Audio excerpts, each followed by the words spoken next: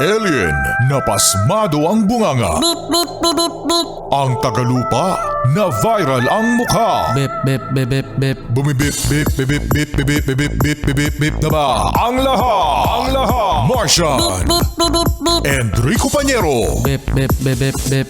Beep, beep, beep, Bip, bip, bip, bip, bip. Bip, bip, bip, bip, bip. Titilaok! Titilaok! Beep, beep, beep, beep, beep. Ito na ang 101.1 Yes FM Balitang Hoy! Mga Yes Friend, trending na trending ngayon at pinag-uusapan si Heidelin Diaz. Oy, si Heidelin Diaz, yung unang gold sa Olympics na Pilipino. Oo, yun. Di ba sobrang tuwang-tuwa tayo mga Yes FM because at last, may gold na tayo. At yan ay nakuha ni Heidelin Diaz. So ngayon mga Yes Friend, dahil siya ang kauna-unahan at nakapagtala ng gold sa Olympics, sa Tokyo ito, 2020 Tokyo Olympics, ay nabigyan siya mga Yes Friend ng mga incentive, ng mga cash, mga sponsors, endorsements, na talagang natuwa ang lahat. Kasi deserve naman talaga ni Heidelin Diaz yun. Correct. At isa pa, Rico Pañero, mga Yes Friend, na nakuha ni Heidelin Diaz, alam niyo ba kung ano? Unlimited gas. Ito naman sinabi mo, ako dapat magsasabi yun eh. Hindi ikaw magsabi. O kunwari hindi ko sinabi. Ano yun? Alam niyo ba kung ano? Wow. Unlimited na crudo! Wow! Talaga! Talaga! So ngayon sabi, uy, tiba-tiba itong si Heidelin Diaz. Kasi only pala ang supply ng kanyang gasolina, kung ano man ang gagamitin niya, mga Yes Friend. Yun nga lang. O ikaw na magsabi, mamaya awayin mo yun. Sige ako magsasabi. Yun nga lang! Oh, anyari?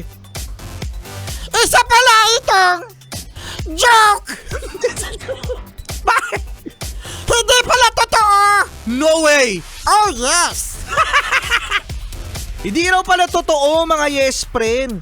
Kasi nung nahalungkat ng mga netizen na libre lifetime itong si Heidelin Diaz ng libreng fuel para sa kanyang sasakyan, nag-post ang kanyang manager na yung free lifetime na gas ay hindi daw nangyari.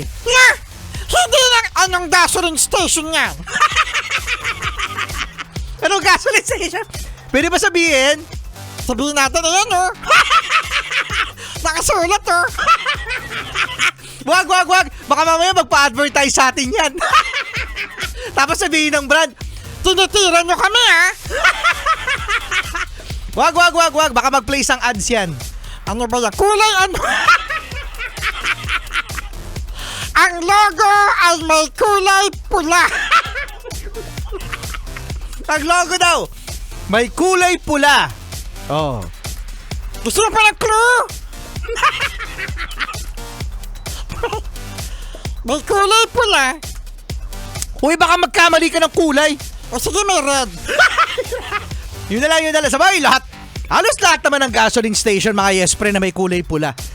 May kulay pula. So, nakakalungkot lang isipin, mga Yes Friend, na hindi natupad ng gasoline station itong pagbibigay kay Heidelin Diaz na lifetime. Kasi di ba lahat nainggit kay Lahat nainggit dito kay Heidelin kasi lifetime. Magkano ang krudo ngayon? Kaya alam mo ba, lahat gusto magbuhat. Lahat yun, gusto pumunta ng Olympics eh. Oo, para magkaroon ng ganyang lifetime. Si Yulo yata wala Walang balita na meron ng nag-reward sa kanya na only na gasolina. Meron si Yulo, only Samgyup. Uy, okay yun only Samgyup. Tingnan natin kung tinupad din. Charlie, cute morning.